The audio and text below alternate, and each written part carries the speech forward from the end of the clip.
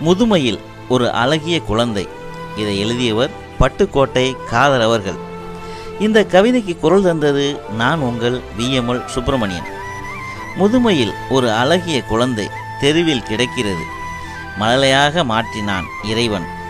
அப்பாவின் இதழ் பதித்த முத்தங்களின் காயம் சுகமானவை. கன்னத்தோடு கண்ணு வைத்து உரசிய வெப்பம் இன்னும் குறையவில்லை.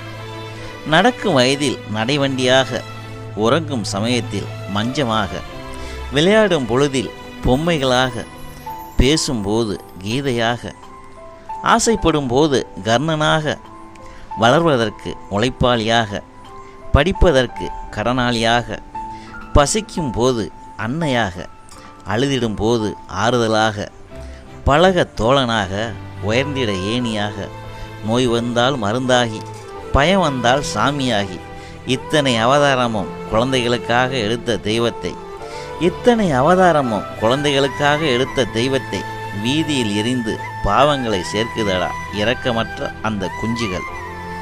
இத்தனை அவதாரமும் குழந்தைகளுக்காக எடுத்த தெய்வத்தை வீதியில் எரிந்து பாவங்களை சேர்க்குதடா இரக்கமற்ற அந்த குஞ்சுகள். வேரில் பழுத்த பலா வீதியில் கிடக்குதடா தோளா. அன்றோ வேரில் பழுத்த பலா, இன்று வீதியில் கிடக்குதடா தோளா. வீதியில் கிடக்குதடா தோளா.